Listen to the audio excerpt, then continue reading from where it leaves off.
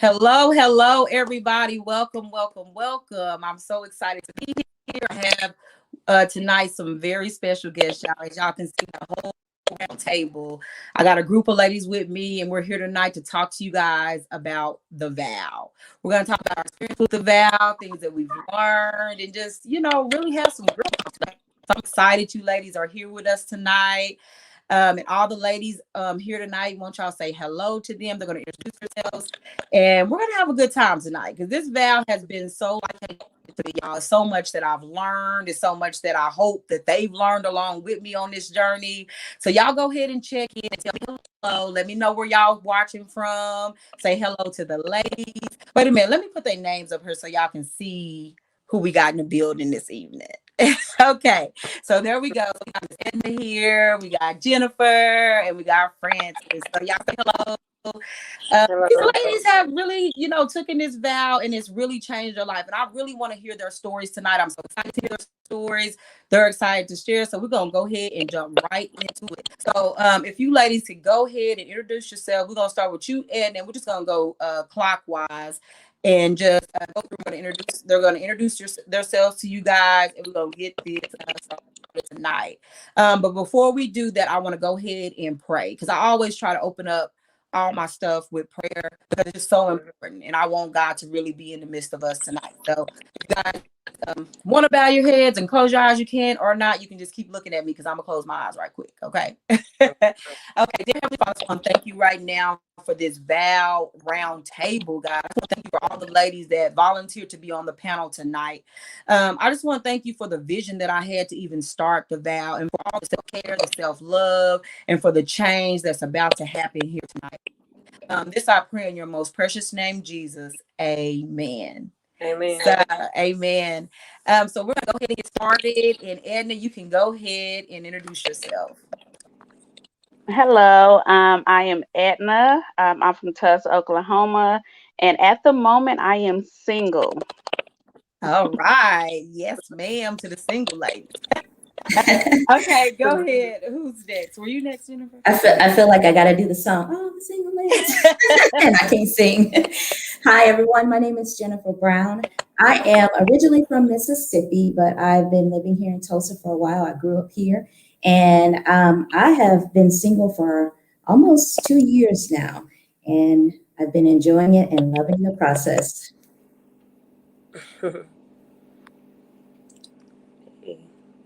I can't hear.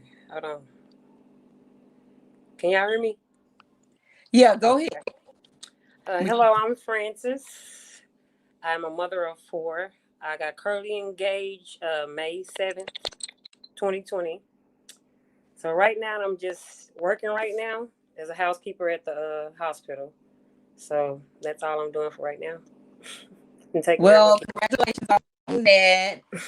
Everybody's saying hi to y'all in the comments. I can't see everybody's name, so y'all just wave at them. I can't see everybody's name, so y'all got to put your names. Tell me where you're from and who you shout out tonight. Whether I don't know which ladies you guys are here to support, but if y'all here to support them, let them know you in the building. Let them know their names because we can't see you guys from StreamYard unless you log in. But I'm so happy y'all all here. This is just so good to me, that this is what I love. I've been doing this for a long time. My sister's on here with me tonight. I got another sister joining me, and then we have my other 2 sisters in Christ here. But these are my blood sisters, y'all. So they had known me forever. This is my younger sister. Then I got another sister coming on. It is set up for us, y'all. And they have got on here tonight to talk about their experiences. So this to me is like a God thing. To have my sister with me tonight, both in Christ and my blood sisters, is just like a high for me. This is something I prayed for years, y'all. So to have y'all here is just a blessing for me anyway. But y'all know that we started the vow about 5 weeks ago, and we went on this journey to find who we are and find ourselves and really find our place in relationships, right? And for me, it's been really personal. Y'all know my story about how I waited till I was married and that long the right man, and I did all of that stuff to get me to where I am today, y'all. So the journey has been so long. It ain't been no crystal stair because I had to wait. And judge me for my weight. They, made fun of me. People would call me a nun and all these different things I went through to get to the process. To the point that I am today. And I'm so thankful. Yesterday, Edna, we seen somebody post something really mean about 30-year-old singles, right? They posted that 30-year-old, you're single, you have no kids, and you 30. Then something's wrong with you and you a red flag. I'm like, what? And I was 30 and single with no kids. And then look, like God really put his hand in my life. And now I'm married with kids. I'm letting that man know he was wrong. We out here doing it. So don't get it twisted. But anyway, so ladies, my question to you guys is, why did you guys choose to start the vow? What made you go ahead and say, hey, I'm gonna take the vow? This is something I'm seriously wanting to do. And Edna, you go ahead and answer that question first. Well, I actually chose to do the vow just to rededicate my life back to Christ, and not only that, my body, and get back focused on God and His plans for my life.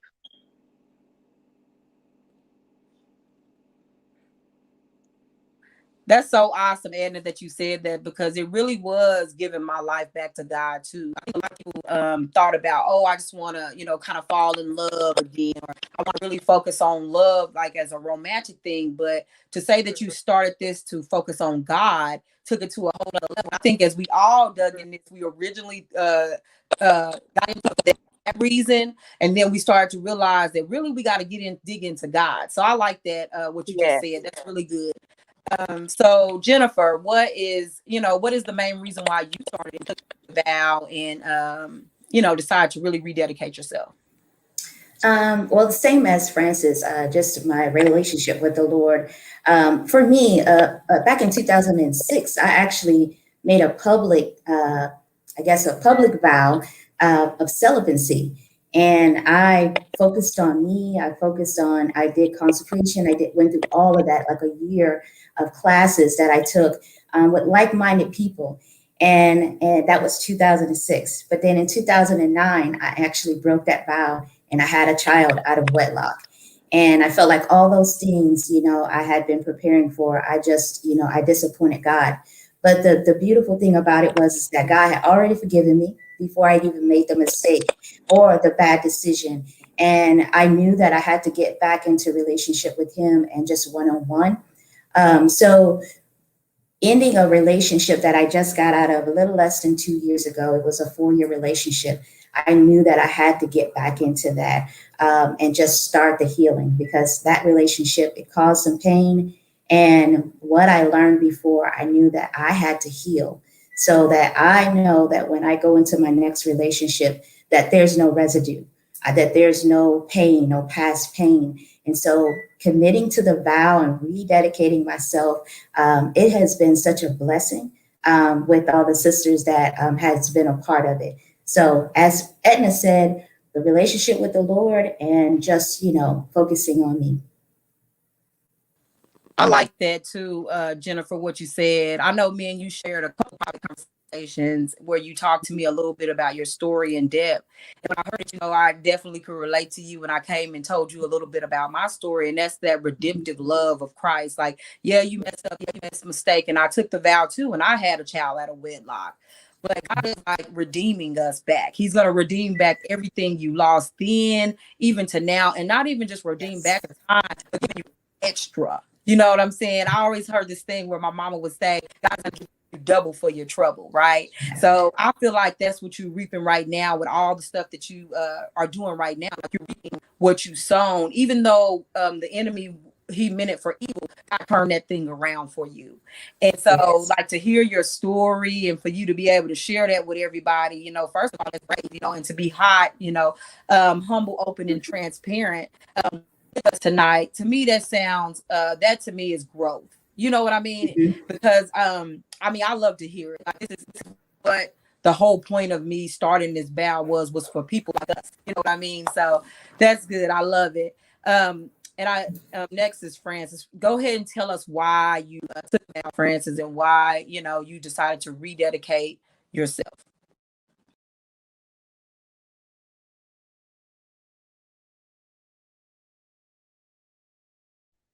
You're on mute.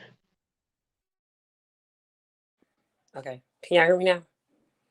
Okay. Okay. I was in my relationship for about 14 years with my fiance now. So I just felt like me being with him, I didn't feel like I had no hope of being married, but I wanted to be married. So I was like kind of going through it and didn't want to be with him anymore. I was trying to like just get myself together. But it was a big turnaround, which my sister and him had planned, and I didn't know about it. So one time, I guess we was doing girls' night, and I thought it really was a girls' night, but it turned out it wasn't. So he had got a room. So we in the room. So I'm thinking it's a room for everybody, but he actually got the room. So as I'm sitting in the lobby, we waiting on our food. He comes in with music and singing, which is something that him and my sister had set up, like a proposal. So I'm sitting here like, what? My mouth is just wide open. I'm like, he really talking. I was like, finally, like, what took you so long? So I was so happy. So I'm glad it was a turnaround because I was almost at the breaking point where I was like, I wanted to give up. But I was like, no, I took that vow and I was like, okay, I'll stay. Because obviously he still loves me. We have children together. And I just really wanted to be with him. Like I didn't want to let that go. So I was just going, like my mind was everywhere. So my sister, Nora, she helped me with that. She helped me get through that. She helped him prepare the proposal for me. And this is what happened now. So now I'll be married sometime in October of 2020. I mean, 2021. So that's my story. Wow. That's why I took the vow. Yeah, that's such a good story. I know y'all had to unmute y'all mics. It's such a good story, and I'm sorry, y'all, if it's static. That's why we have our mics because it's giving us static if we don't. But we all like cheering for you and clapping in the background, y'all. That story was so good to me because, God, I was in that thing with my sister because I was like, man, I'm all about that. Put a ring on it. If you like to put a ring on it, that's what I feel like. If a man loves you and he really cares for you, he's trying to secure you as a woman and get you off the market. Why should be good for you if you're that one? What are we looking for? What are you searching around for? Why can't you make this a legal situation, take this woman off the market, after a certain amount of years or experiences, and you realize, like, does this person love me? You shouldn't have to question the love of someone. You shouldn't put another person through that. So in that process of thinking about that, I really didn't force anything or say anything. I really just asked some really tough questions. And I think times throughout this vow, we've all asked ourselves some really tough questions. Like, is this good for me? Does this serve me? Is this healthy? Should I be in this relationship and it not serve me? And if the person can't step up, you need to make your exit. And I told her going in, I'm like, I'm in here for your best interest. No one else. So if you want to do this, and if this is what you want, and this is what you ask God for. So really, he came to me and said, hey, I have this great proposal. I'm like, oh, this man, I can pray this man up out of nowhere. Because I literally went to pray. My sister told me the story. I seen the pain behind her eyes. So immediately began to pray, right? And so as I began to pray, just asking God, going back and forth to church at the time, the world was still open, and I was like, I just started praying, like, God, this man needs to get together, like, come get your son. And so he did it on his own. He called me. So it's just been a blessing, y'all. Like, when you ask God for stuff, he will answer. And not even on your behalf, but on other folks' behalf as well. And so this to me is a prime example that he cares about his children. He cares about the benefit of, he cares about the condition of your heart. And he came and he answered that prayer for you. So it wasn't me, it was me being obedient to God. And I thank God that I made that prayer, because I could have been salty and be like, ain't nobody praying for you. I don't like it like that. But I prayed and I asked God for that. And I said, God, your will be done. Not mine, not hers, but your will be done. So it was definitely a blessing. We was there for that night. The man came out singing, y'all. It was like a fairy tale. We loved it. So anyway, that's that story. It was so good. And I'm so thankful I got to be part of it.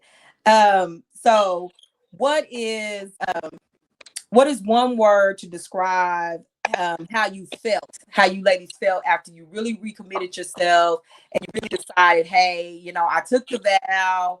How did y'all start to feel after that vow? As we begin to go through the weeks, how did y'all feel? Like, what was the condition of life? Like, what changed, or how did y'all feel emotionally after this took place?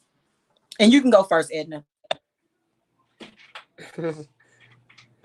Um, the word that I would say overwhelmed.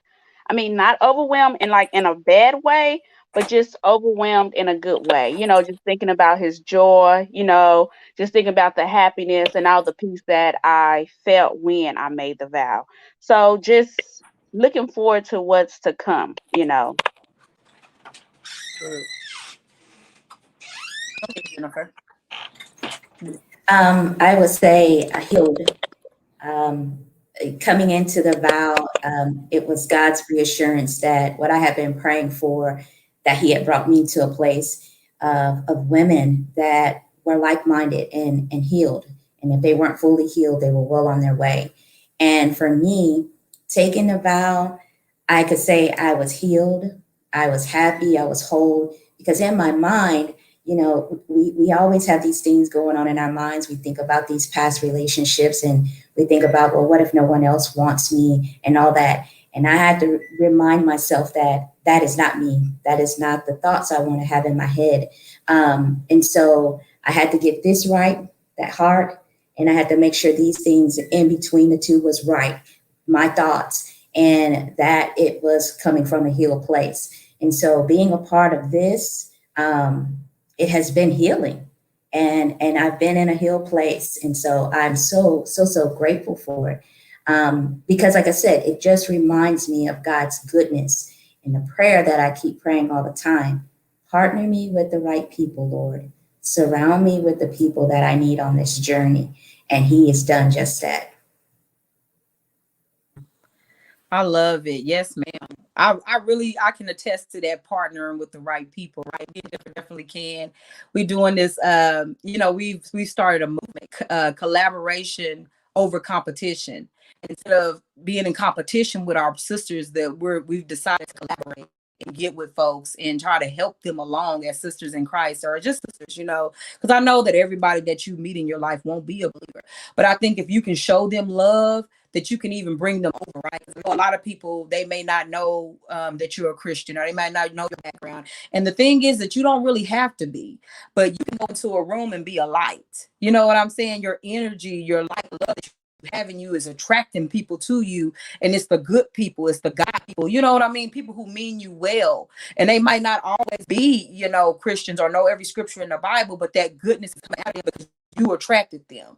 And that is what, I've seen in my own life too. I asked God, hey, can these crazy folks stop showing up in my life that betray me and don't love me and don't vote for me, and they not for me, and they trying to tear me down, and God literally started move. First, He had to remove the folks. So I went through this destitute in my life where I didn't have friends, and I didn't have anybody to lean on. I was all by myself. And then after I got rid of all of the garbage, that's what I know that to be now. At the time, I was brokenhearted about it. But now that I know it was garbage, when God took the trash out, then the good folks start coming in, the people that supported me and loved me and wanted to see me succeed. And I think that is such a big thing. When you start to change your heart, the people around you will change well. You will notice that your friends will change. Everything around you will start to kind of emulate who you are and be a reflection of your soul. I like that, definitely. Okay, Francis, what is your answer to that? How did you feel when you took the vow? It was a relief. It felt so good. I was like, finally. I was like, I'm finally getting a fairy tale. Because it really all started when I seen you get married. So it was like, wow. I said, why can she be married and I can't be married? It's been so long for me. Like, I had a lot of questions, but it wasn't anger with my sister or anything. Like, I wasn't jealous of her. It was just like I was rethinking myself. Like, did I do something? Why come he can't just do this or do that? You know what I'm saying? So after all that was over, it was a relief. So I was like, okay, it don't even matter no more now. Because once I already got it. So, hey, I was happy. I was overwhelmed. I was glad. I mean, it's coming. Right. I will be Mrs. Right. Culture, so. Yes, I love it. I love it. I think that's what it's about, y'all. And sometimes we get to that point. I know that I did when I was single. I get to the point where everybody around me is getting married but me. Never the bridesmaid, never the bride. Or, I used to watch that movie called 27 Dresses.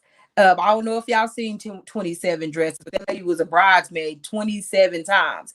And I hadn't, at that point, I hadn't been a bridesmaid, but I felt like I knew her story because it seemed like everybody in the world was married but me. And I know y'all probably could relate to my single ladies. Y'all can relate to this. You know, when I start hitting toward 30, I'm like, oh Lord, what am I gonna do? Like these people, right? I am a nun, you know. And it was just so crazy. And I was getting older, and I'm like, God, where's this husband you promised me? You said I do this, and this. This man was gonna come. So I was losing hope fast. You know, it was going down the drain very, very quickly. And I got to the point where I released it. I said, okay, God, your will be done. I'm gonna go about my business. I started traveling. I got me a job. I went on about my life. You know, I got educated, went back to school. I already had a degree, but I wanted to go further my education as well. So I said, man, I ain't gonna be whining about this man and worried about something I can't control and being all this depression and stuff. So the minute that I stopped doing that, y'all, I recommitted to God personally on my own in like November, right? November 1st. That man came out of nowhere November 8th. Like that quick. And so it was like so fast. I'm like, where you come from? Like, what? You know, so it was like I was not expecting none of that. And it happened so fast. Of course, when the man came, I rejected him. Like, no, I'm on my self-love mission. Boy, bye. Anybody got time for this? I've been down this road before. I know this ain't right. So no. So like when my husband did come, I wasn't, you know, I wasn't prepared to, I was just like, no, I ain't got time. Because I was such in tune with God and stuff happening in my career and everything. And I just didn't want to accept that right now. I'm like, nah, even though I prayed for it, it can't be that quick, you know. It's gotta be tricky. But anyway, that's kind of how it happens. You don't spend your single years just pining out. Like, there's goodness right now too. It's goodness in being single, and it's things that God's trying to show you right now. It's not always in the marriage or in the engagement. There's things that you need to learn as a single woman that's going to help you as a married woman. Oh my God, marriage ain't no joke. So all the stuff that you're doing right now is going to prepare you for what's going to happen to you in the future. Yes. So Nora, can I say Yeah, something? go ahead. Go ahead.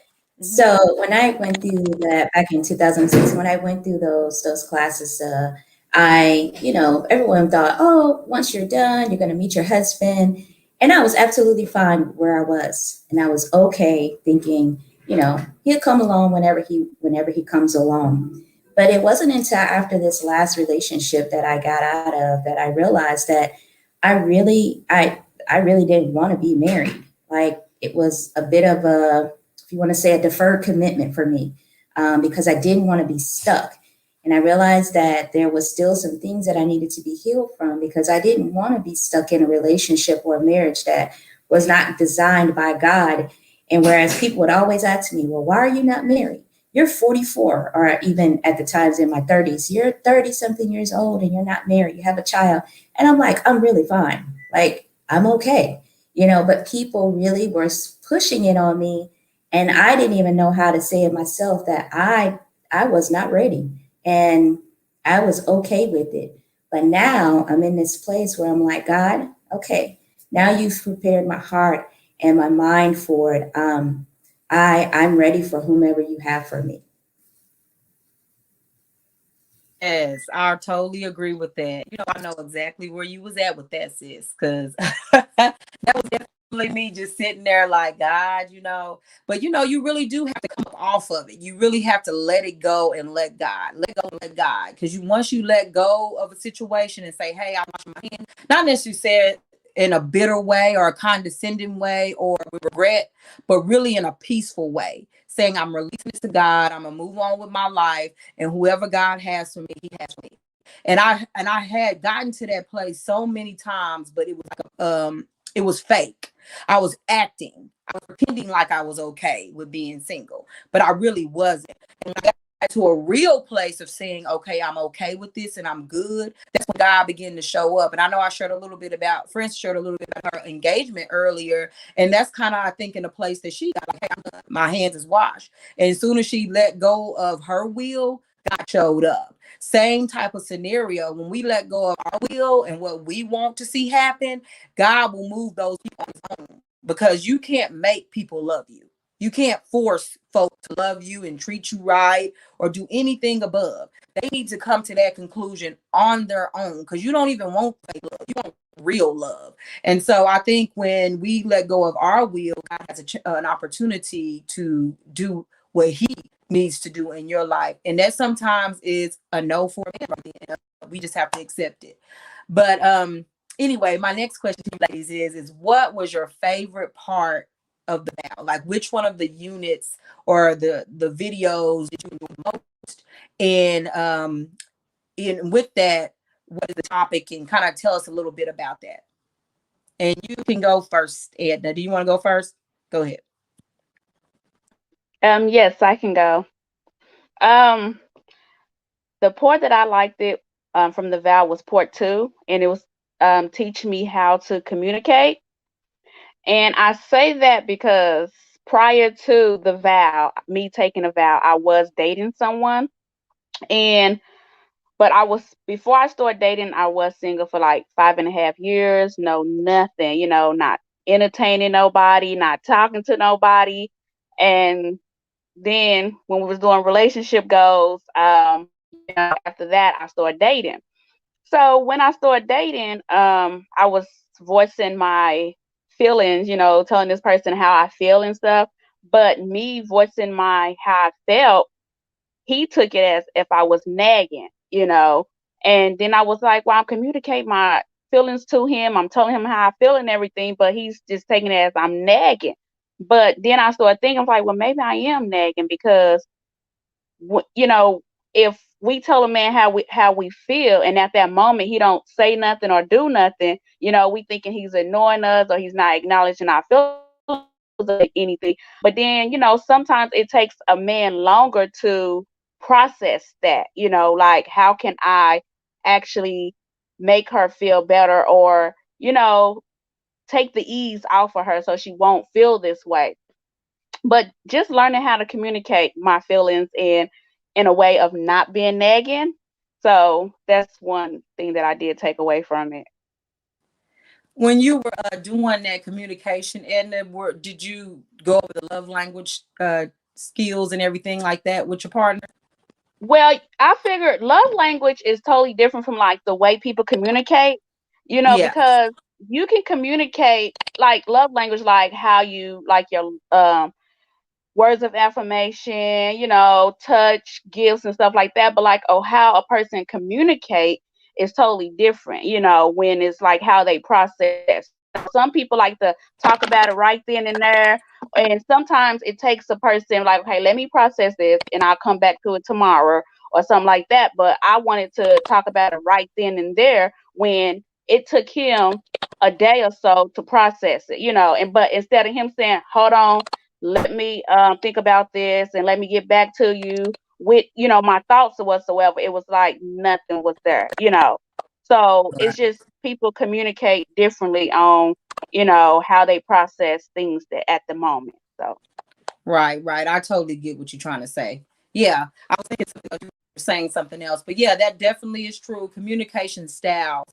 Some people communicate on all kinds of different ways, so you have to learn their communication style in order to be able to effectively communicate with them. So I like that. Yeah, absolutely. I know that we really hit home a lot of stuff on communication. That was a good unit. I enjoyed doing yeah, it a lot, especially when you got a, when we got a chance to really dig into listening versus hearing. You know what I mean? Because hearing, you yeah, can hear somebody all day, but are you listening? Listening listening, is actually a proactive activity, because I can hear the the washing machine come on or the heat come on. I can hear all that, but am I processing that? Is that something that's going into my memory when I'm actually actively listening to you and hearing the words coming out of your hmm, mouth and applying those words?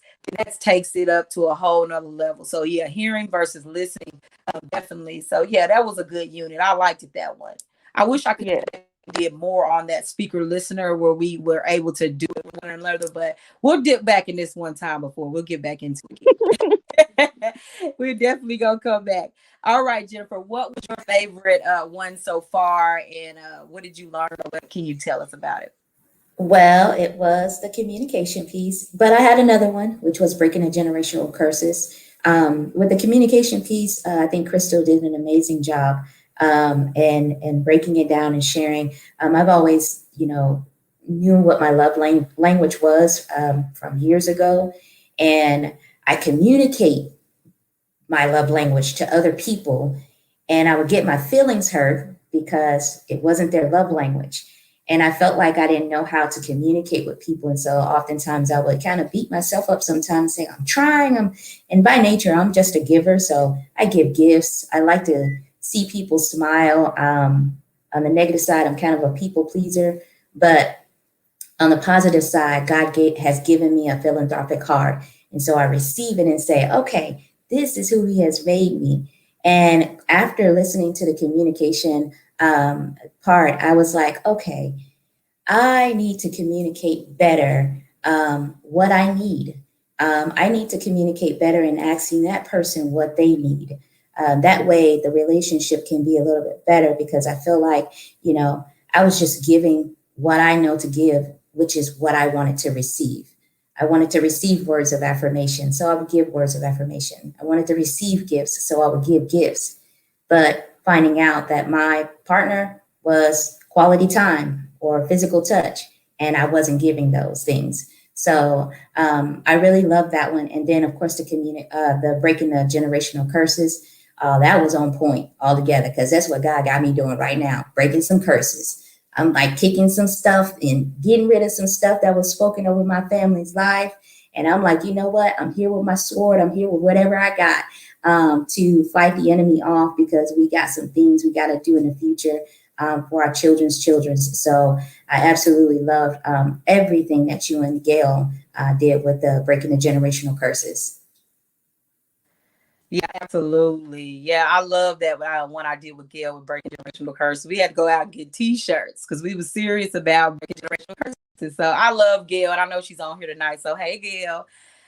So the ladies in the comments, are if you guys are still watching, let me know what your favorite one has been so far and why you like it too. I want to hear from you ladies as well, just as like I'm hearing from the ladies here on the panel tonight, because I really want everybody to be involved, everybody be engaged. I know so many ladies have supported this, and you guys got your T-shirts. And gung ho about this. I was talking to another group of ladies the other day, and they were like, you got to continue this on into April. I'm like, okay, y'all, I got to go back in the science lab because we got to come up with some more topics. Into March. But I am willing to continue to vow, because I think it's so life changing. I think it's a monumental move for the organization of Grow Talk Inc. Because this is what we're about, right? We're about saving souls and really changing people fundamentally, not just talking and hanging out. But when people come in here, they actually change and they apply this stuff. Man, I know that I've been getting my life, but y'all, like I said, I've been on my soul journey since I was 14 years old. I grew up in an alcoholic home with an abuser who didn't, he wasn't for us. He was so like, that first love that you're supposed to get from a father, I did not get. So my thoughts and ideas on love was so skewed and messed up and perverted because of how I was brought up. So I've had to backpedal and do my therapy and do my homework and heal and seek God, and done that life work, y'all, to get to where, and I'm still continuing to continue in my life right now. My sister can attest to it. All my siblings can. It's 13 of us, and we all went through it, and so for all of us to be standing, when I had an opportunity to talk about generational curses, that is something we are all fighting right now. We don't want to land in marriages where we're alcoholics or abusive people, or people who disrespect us or who don't show us love. And so that's something we've battled since childhood, and we don't want our kids or us to end up in that situation. So every part of the vow that I'm talking to you guys about is something I've been through personally. It's not something coming from afar or somebody's story, something I read in a book. This is the life that I have personally lived. So with that, it's just been my passion. It's pouring out of me, and I love it so much. So that's why I'm so passionate that y'all got it too. But anyway, Francis, what is your favorite part about which show or which episode did you like the most? Mine was the generational curse too. That was my favorite because me growing up, like how young I was, like far as me having a child, but I wasn't really extremely young. I was about 18 when I had my first child. My daughter's about 15 now. She'll be 16 in July. So, and then me going to school, because trust me, I was trying my hardest, y'all. I was trying my hardest to stay in school. I was basically supporting myself and seeing, like, I'm not gonna lie, my sister been my role model since I was younger, since I was in high school, everything. Like, seeing her, it pushed at me to be where I want. But I ended up getting a child so young. Even though I had her, I dropped out, but I still went back to school and I was working at the same time. So my life was just busy. And then I was a single mother at that because her father wasn't taking care of her. So, and I'm just looking at my life and looking at stuff like this. So I'm just thinking, I have a daughter now. I have to show her not to be like me, be better than me. And it just was like, it just clicked, like, I can't do this. I can't have her like this. I have to break this. I have to teach her how to be with a man and have not let a man treat you a certain way, not to put you, like, make you hold on or wait for anything, because you deserve. Put yourself on a pedestal. Don't just give yourself to anybody. So that's what I wanted to try to break. And I didn't want her to go through that like I went through. So that was my favorite part of that. And two, and for as far as like dating or being with the guy, don't let nobody abuse you. Cause like my sister said, we grow up with a lot of abuse around us. And I try not to let that happen to any of my kids. My sons don't be doing it to nobody, and my daughter's not letting it happen to them. So that's what I'm trying to do right now by breaking the generational curse. So Yeah, that's good. I like that. That's that. That's what I said, and what you said too, Jennifer. All of it coming together. We got work to do mm-hmm. as women. So many things that come against us and try to stop us in relationships. Because relationships are meant to elevate you and take you to the next level in all aspects. Whether it be financially, your partner, whether y'all starting businesses together, raising children together, everything in that relationship will elevate you. So when relationships are doing the opposite of that, when they taking away from you, and they devaluing you and taking you away from what your calling and your purpose in life is supposed to be, you get all kind of, and you get messed up in a relationship. So many women get messed up in relationships, and we talked a lot about this in the sex last week, about how not just necessarily the sex, but just the whole idea of the relationship, but especially when you have a sex with people, how you giving away pieces of yourself. You know what I'm saying? You give away pieces of yourself, whether it be your pride, your self-esteem, your self-confidence, these are your dreams. You don't know what you handed over to these men when you laid down with them. And so that part of it was so concerning to me when I began to think about soul ties, right? What have I tied soul through these sexual relationships that I've had? Not that I've had a lot of people who have, and there's no judgment there. We all make mistakes, all fall short. But I'm just saying, whether you got 10 men, 15, 1, 2, you have a soul tie that needs to be broke. And so that episode, we said that we would give them people back their stuff, that they can have all that back, that they can stop. We going to get our stuff back, and they can have back all they stuff, because we don't want none of it. And me and Ms. Bell, we talk about it all the time, about giving people back their stuff. So if them people try to give you heartbreak and pain and all that, we handing it all back to them. We ain't taking none of it. You know what I mean? We're free. We next level. Like, that bag is too heavy, too heavy to carry. I got my own stuff to deal with. I'm not dealing with yours too. Listen, I'm done. And so that I think that overarching of the vow has freed so many people, because if we have an opportunity to hand these folks back their stuff, we're not carrying it no more. And if you guys want to chime in, y'all got something to say, y'all just come off your mics. I'm open to that. I don't care. I'll just turn mine off. I just want to make sure everybody has time to speak. But that's something that really touched my heart as I was doing that at the time, because I just really don't think about how scary it can be when you laying down with folks who you don't know.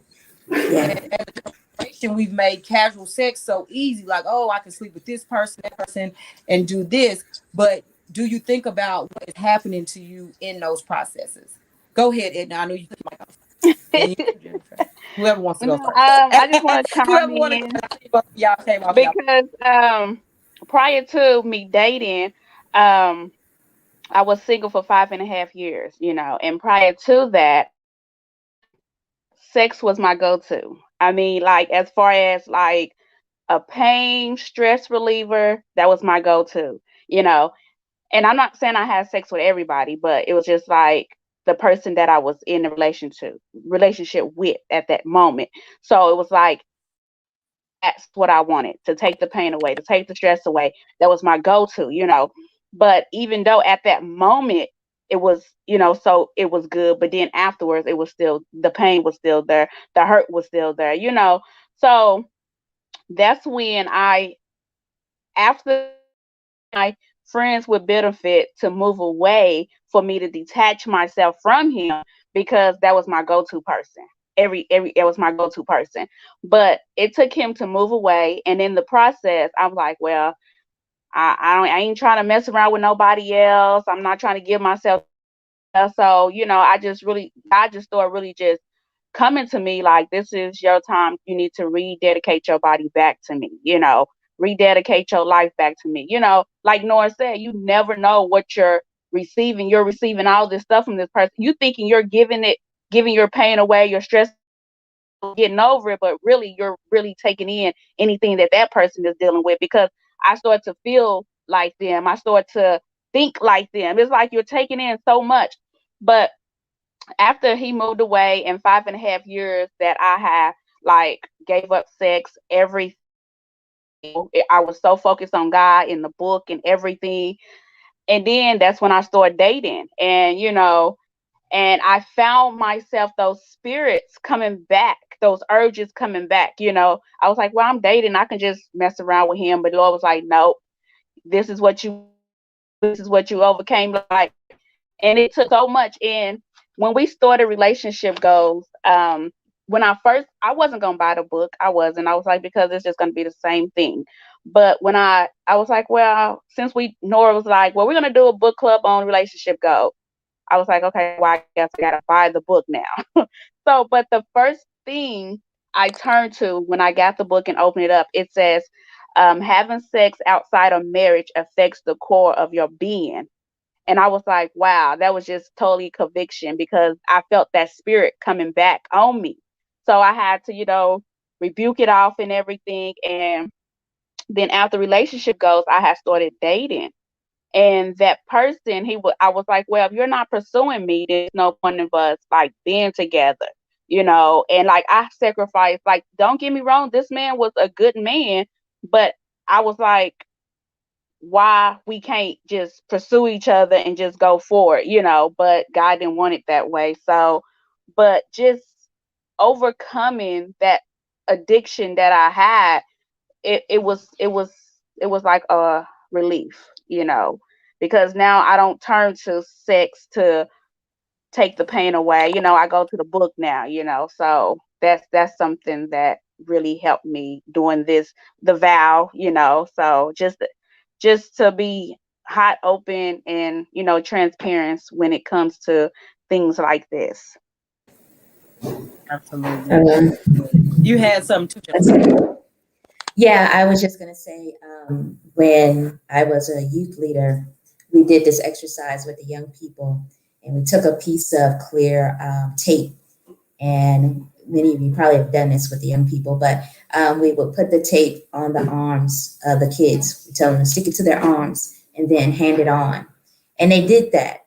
And then it was a reality check for them to realize when we said, all this stuff, you have all the DNA of every person in this room and every person that they've been with and every problem that they've had and all the junk that they have, you now have their DNA on you. And it was a reality check to see, for those young people to see just how dirty and nasty and corroded that tape was after about 20 some kids.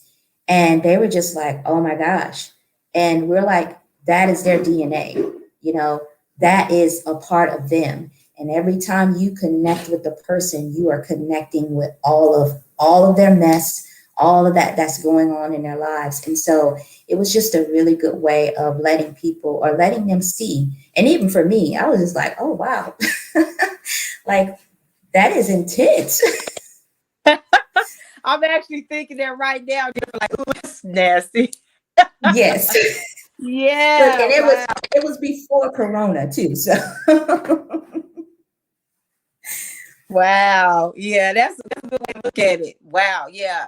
And you know what? I didn't think about the fact that when you lay with that person, you basically laying with everybody they've been with too, because you don't know who they've been with either, and the numbers just get a little bit larger at that point, you know. And I think about that for my little people. I call little people, but for my teenage girls right now, and for the young ladies, the younger ladies, the ones in their early 20s and their late teens, and how the enemy really is privy to that age group. Like he pries on them so good and hard, because the ignorance is bliss, right? For the predator. And I'm not saying they even know they're predators, because they're young too sometimes, right? And they just been raised that way. That moms, we out here like fearing for our kids, like please don't do this. You want to grab your teen girls or your your young adults or whatever that you have, and just shelter them from the world, because but they don't know, right? And so as a mom or a caregiver in any fashion, whether you're an aunt or mom, god mom, adopted parent, wherever you may do, and you in there with young girls, this is something that you guys need to share with people. You need to start opening your mouth and speaking to people about sex.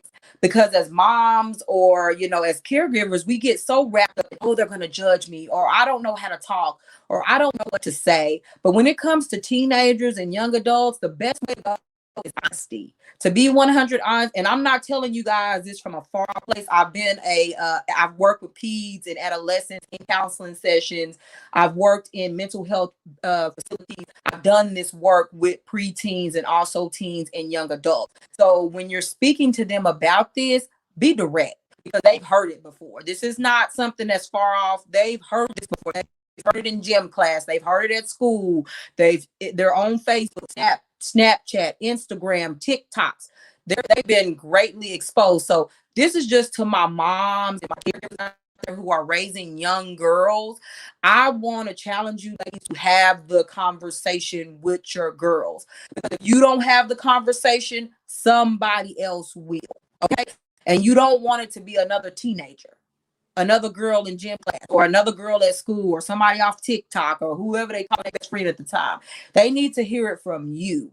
And however you may feel judged or insecure, you're going to have to put all that on the shelf and have a conversation with the person that you love, that you're raising, that you care for. And that's for the boys as well, because mothers, you can have effect. Because, even if you're a single mom and you're raising boys, you can still communicate with your boys. Whether they take and use it, you need to say something, because being silent is not the answer. Well, I'm just going to let it fly. I'm just going to ride it out. No, do not ride it out. Riding it out is not the solution in this problem. Now, if anybody else wants to chime in on that, or got girls or have teens that they're raising, you guys chime in and give them some thoughts as well. But that's just my 2 cents on that, for sure. I got something to say. Yeah, I have, like, my daughter, she's like right now, like she's at the point where she like boys. She's 15. And I try not to let her like date or something. Like I try to tell her she ain't ready for it, or you shouldn't do that, or don't do that. She listens to me, like she listens to what I'm saying, but still in the back of her head, she still likes boys. So I can't like just snatch that and take that from her. So what I told her, and this is just for me from a mother's perspective, I told her, I said, if you're going to date, don't hide him. Don't hide him. Don't act like he's not there, or don't try to keep him from me. Because if you get to a point in your life where you get sexual active, or you really like him, or he try to do something with you or something, something might happen. So therefore, I can protect you if you let me know. So I know that you're dating.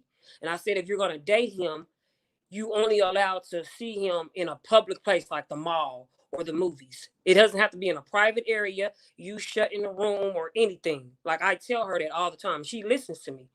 She goes, like, sometimes I take her to the mall. It'd be other kids. It don't just be him and her. It'd be like other kids, her best friend. It'd be multiple people. And that's what I told her, to have multiple people with her.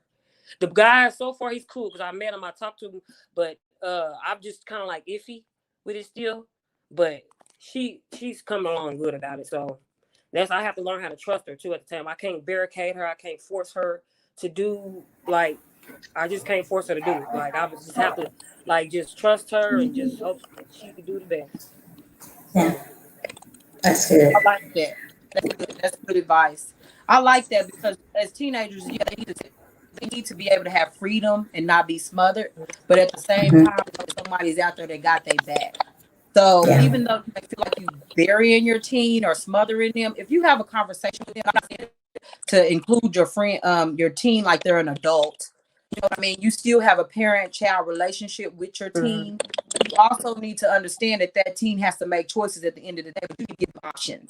You need to give them knowledge so they can make informed decisions. And I love what you said about you let her make her choices, but you give boundaries within those choices. So that's definitely good. Did you have something? I see the mic was open a minute ago. Oh, yeah. I was just going to share that. Okay, go ahead. For those that know, Prima Donna Braddock, she has an organization called Soaring Eagles. And June the 25th and 26th, she is hosting her Girls Teen Summit. And this summit is a 2-day summit. It covers a lot of these topics with the young ladies, talking about sex, helping them prepare for college, talking about the weight. It's all different topics. And so I would highly recommend that, if you have a young lady, definitely get them registered. It's free, 2 days, and they treat them like princesses, the princesses that they are. The purple carpet is rolled out for them. They are served, they are listened to. Everything is just about them. And so that's June the 25th and 26th. We haven't started advertising yet, but it will be at the Tulsa Tech Center out north this year. But if you have a young lady, please make sure that she's a part of it. And they're also going to plan for a boys' teen summit a little bit later in the year. Yeah, that's good. Thank you for that info, Jennifer. So if you ladies have teens, I don't know if you have a link. When we get a link, Jennifer, we'll put it into the girl talk group. So the ladies who have teen girls, and then later on for the teenage boys, can definitely be a part of something. I think that would be amazing for the teen girls to go to.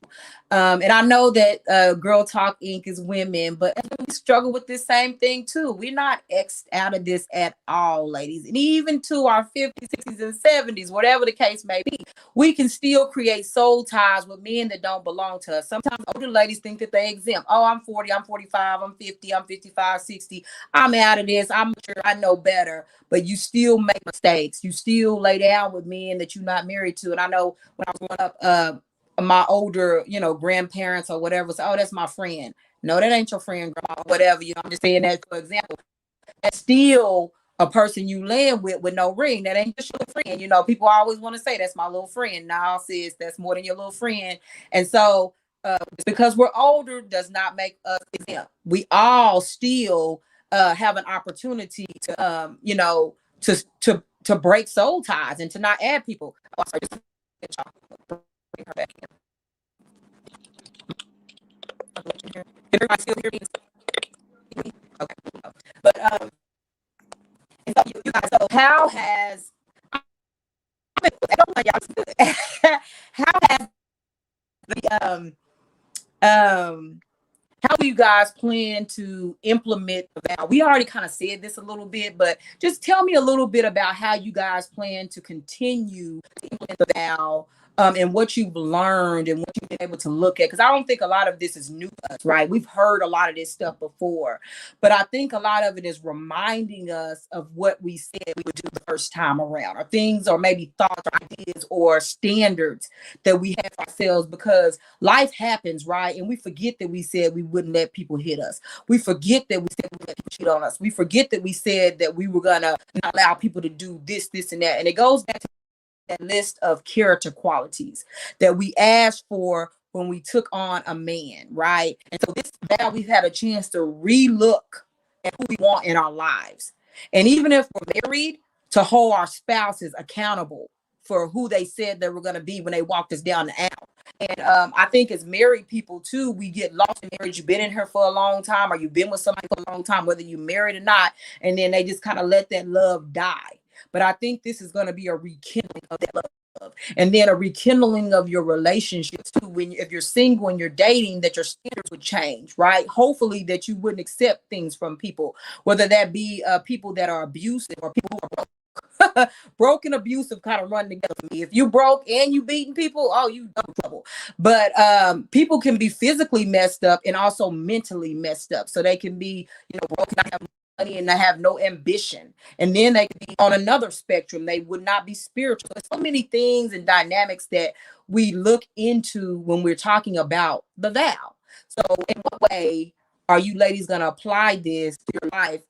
Even after this is over and all, got away from this for a couple of weeks or a couple of months, how do you guys plan to continue to hold values that you've learned through this process? And you can go first. I have a 70. Okay, go ahead. Go ahead, Ed. Well, with me, I'm really just gonna continue to love on myself, and totally depend on God, for my happiness instead of a man. And just even with relationship with friendships, just having those boundaries, because once before, a lot of things affected me in friendships that I really don't say anything. I just let it slide, but now I'm just really just speaking up, and if a person can't acknowledge the way that they make you feel when they do something, then, I have to love them at a distance, from coworkers to any encounter, just having those boundaries and just continue to seek God, for things, and just accepting that it's not my time to date or it's not my time to, be in a relationship. So just enjoying this time, this singleness, and just focus on God and seeking Him more. Yes, ma'am. I like what you said about um, not allowing people in your life after you told them, hey, this is making me feel bad. And then they continue to do it. I'm afraid to go ahead and, put them out. It's okay to take a break from people or not a break to sever ties, period. I've had to do that in my life and I feel so good after I've done it. Because one, I stood up for who I was as a woman. And for two, I don't allow people to abuse me. And that's what I said I wouldn't do in the first place. But sometimes we find ourselves in a situation where we're doing exactly what we said we wasn't going to do. Like I said, I wasn't going to let people run me over, but here I am giving up. Or I said I wasn't going to accept friends that hate on me or secretly dislike me, but here I am with friends who hate me and they secretly dislike me. Friendly. So I have to hold myself accountable for what I said I was going to do. And now it's forcing me to do that. So now when I get into relationships, I'm like, oh, red flag, she tripped. And I'm not saying I go around just looking for stuff like that. But when I'm looking at my relationships now, I say, okay, it's serving me. Because sometimes it's levels to this, right? It's levels of friendship. Some people, It is. everybody can be in your inner circle. Everybody can't be in the inner circle. Just like Jesus, he had his people and then he had other people. Yeah. He loved everybody, but then he had his inner circle. And we all Yeah. need an inner circle and we need to know who's in the inner circle. If you see somebody in that inner circle that's not serving you or you feel like they tearing you down, they taking from you, they need to be removed from the inner circle. I'm not saying go off and cut people off and counsel everybody, but what's best for you, your heart, and what you got going on. So Yeah, that's so true. Because, like you said, when those red flags come up, you're like, nope, I'm good. But and that's how I'm not like cutthroat like that. But they, people say you just cut people off so fast. I was like, you know what? If it's messing my peace, messing with my peace, I can't do it. So I just love you at a distance and keep it moving. So yeah, I totally get it. And go ahead, Jennifer. What is something, or how are you going to apply the vow here? Well, just, one, is setting those healthy boundaries, but also just continuing to be transparent when I am, having my moments to lean on my sisterhood. That's what the vow is all about. This is what the sisterhood is all about. And being able to continue to remain open enough to where I say, hey, listen, I'm struggling. I'm having a hard time. I need your help. I need your prayers. I need your assistance. But then to also to be an example. I realize that God has positioned me where people are watching, and my actions have to line up with what I'm saying. So if I say I'm taking a vow and I'm abstaining from sex, I'm celibate, whatever you want to say it is, my Facebook page, my Instagram, it can't be contradicting to what I've said in a live post. My life has to be an example of what I've said I'm going to do. And so that's just being one, setting healthy boundaries, remaining to be transparent, and just living my life as an example. Oh, that's good, Jennifer. I like that. Practicing what you preach, out loud. And I know that sometimes get real tricky in leadership when we got the whole world watching, right? We in the fishbowl, we in that fish tank where everybody can see us, that fishbowl mentality. I know when I was in school, people told me, they warned me about that. When I was in ministry school, that people would judge you based on who you are, and people put you on pedestals that you may not ask to be put on. You just came out saying I'm a Christian and I'm doing this. You didn't ask them to put you on a pedestal, but here you are. You're on the pedestal, and people are watching.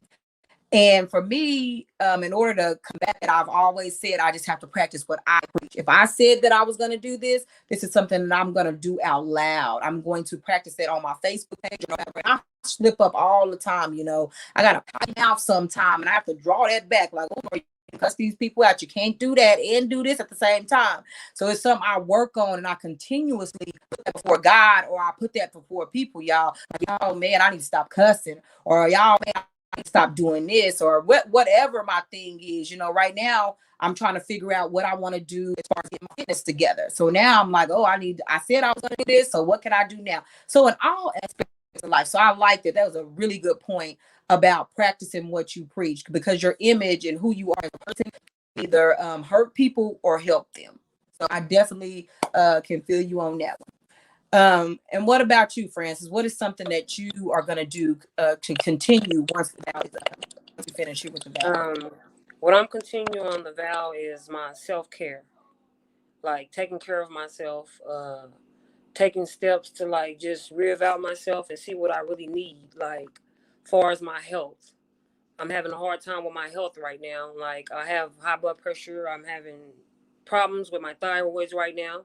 So right now I'm at a point where my life is just so busy right now. I was trying to plan a wedding. I was trying to work. I was trying to take care. So right now I'm trying to take care of myself, making sure I'm here for my children. So, and I was just having a hard time whether if I wanted to quit my job or stay at my job. I kind of just cut my hours for right now. But at this point, I'm just gonna kind of like let it go so I can take care of myself for like about 6 months, so I can get myself together and try to get my weight down or try to just be healthy. Like right now, it's just self-care right now. So I'm gonna continue with that right now. Yes, I like that self-care, y'all. I hope y'all all been practicing self-care, because I know I have. I got my life today with me a pedicure. I got a pedicure. My sister watched my kids today, or my nieces, and y'all went and got me a pedicure. Y'all know I'll be in the trenches with my little kids. And I can totally relate to you, Francis, with all the stuff you got going on. I know you talk to me off camera about some of the issues you're dealing with. And I think you're making a good choice to take time for yourself, because I heard you say something very key and fundamental. You actually have to be here for your kids. Everything starts with you. If you're not here to do any of the stuff we talk about, and you pass away because you can't take care of your health, then what do we have left? We all need to start taking care of ourselves, especially Black people. We have the highest numbers in every chronic illness there is. I don't know if they're sitting there just making this stuff up, or this is really us. And to be honest, it is. And a lot of why African Americans are so unhealthy in America. But whatever the case may be, we're breaking generational curses, right? We're not going to be the statistics that people have called us to be. I think self-care and loving yourself, whether it's through working out, eating healthy, going to have relaxing and stress off your back, all of those things lead to heart attack and stroke. So if you're full of stress and the enemy gonna tie us up anyway, because if he can't if he can't stress if he can't take you out, he gonna wear you out. Because if he can't kill you, he gonna try to wear you out, right? So I did everything I could to try to bring this person down. Well, now I'm gonna wear her out through her children, the work that you're doing, all that stuff you guys have going on. So self-care, you cannot pour from an empty cup. That was the first episode, y'all. I talked about this cup and how for 7 weeks I was gonna pour into you guys' cup. You have to let me fill you up and stop giving out of that cup. Because the only thing you're supposed to give from is your overflow. Your overflow. You fill your cup and you serve people out of your overflow. You don't let them dip into your cup, into your sacred place. Because when you dip into that cup, you deplete who you are as a woman. You deplete all that goodness that you have. So you have to fill your cup, whether it's taking time out for yourself, reading your word, Bible, listening to praise and worship, podcast, hanging out with friends, taking a vacation. All those things equal loving yourself. And people say, oh, she's lazy, she want to do this. No, self-care comes after I've done the hard work. I've done everything I was supposed to do, and now I'm indulging myself, because I can't be me unless I am taking care of myself, or I can't be the strongest person for my children or the people around me at work or wherever I'm going if I'm depleted. So self-care, self-love, y'all, that's my number one thing, is self-love and self-care. I love it. So anyway, ladies, that was my last thing to ask you guys. If you guys have any comments or anything else we want to say, let everybody have their last word, a word of encouragement, or something that you guys want to leave with the ladies tonight. Either it can be something you learned or just a word of advice, whatever you guys want to share. One last thing before we go tonight. Go ahead, Edna, start. I would just say, just stay focused, stay focused on God, stay focused on his plan for your life, and not only that, just accepting people where they're at. They might not be where you're at, like reading the Bible, going to church and stuff like that. Just accepting a person where they're at, because you never know who you might lead to God, just from them looking at you and the way that you live. So just be acceptance. That's good. I like that, Edna. What you got, Miss Jennifer? Well, first, let me just say thank you, Nora, for your obedience to do this. I know that you've been doing a lot of great work for the ladies within the community, and I just want to say thank you, because this is so needed. And once this is over, we need to make sure that we pour into you, give back, so that you are replenished from all that you've given to us over these last few weeks. But for all the ladies that are listening, I also want to say thank you, ladies, for taking the time out to focus on your self-care, to hear us talking for the last hour, or any of the speakers that have come on. I just want to applaud you, because you've taken the step to take care of you. You've taken the step to love yourself, and that's what's most important. It all starts when you take the first step. And so just remember that when you take a step, God will keep leading you. He will be a lamp to your feet. And so just remember that. Know that we now have a new sisterhood. I have a new sisterhood. I also have a sisterhood with the Phenomenal Woman Empowerment Network. But if you ever need anything, just know that you have a sisterhood that you can lean on. Absolutely, I love it. And we'll make sure we link you below, Jennifer, your Phenomenal Women Network. We're gonna link that below. Make sure the ladies know. Leave a little word of advice or whatever last comments you got for us. I just want to say I thank you for your girl talk, because I love it. Like, it brings me joy, happiness, everyday life. Like, I smile every time I see stuff that's like relating to me. I just like love it. Like, I just love seeing you happy. I love seeing everybody that's in your group happy. I love seeing you young ladies. I hope that you guys can find the perfect guy. And I'm rooting for you. And God bless both of you. Everybody. Yes. I like that. Yeah, me too. I'm hoping that y'all find the perfect guy, that y'all invite me to y'all wedding, because listen, honey, I go to weddings and I take a plate home. I'm the hood I need who come and put some foil on a plate. But I will cheer you on, and I will be happy for you. I will do all that above. I love a good wedding, and next to that, I love a good love story. Everybody who knows me know that I used to read me some romance novels. For instance, you could attest to this. I read me some romance novels since I was like 14. Y'all go to the library. I was not your regular teen. I would go to the library, give me some love novels. I read love novels, y'all. And it had just been part of my life. I love a good love story, a romantic comedy. This is what I do. I absolutely love it. Somebody said, yes, I'm coming for the dessert. Okay, yes, we go to weddings all year long. So we love it. And I appreciate each and every one of you ladies for coming on here tonight and sharing your stories with Girl Talk Inc. All the women that are hearing the stories, I know they're being inspired by what y'all doing. And I want to encourage y'all. I want to affirm each one of y'all right now. I believe that God is going to get ready to do something in each one of y'all lives from today, even from what you did today, that the effects is going to continue to come to you year after year because of the statements that you guys have made today. So I just want to affirm each and every one of you guys, and know that God has whoever prepared for you is coming, for you. And when he comes, that you will be prepared. And even when, or even if not, you still get peace with who God created you to be as a woman.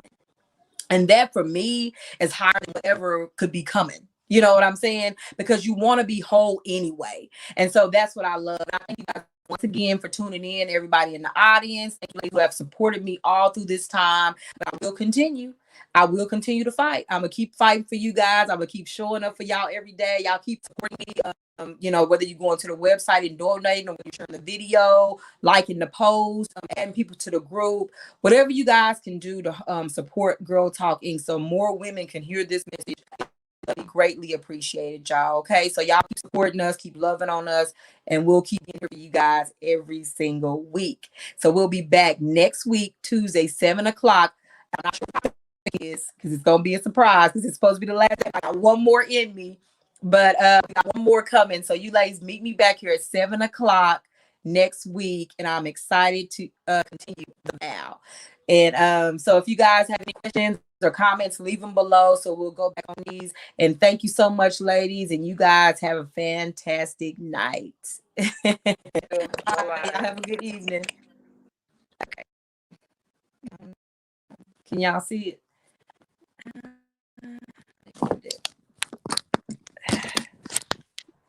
Are we leaving out?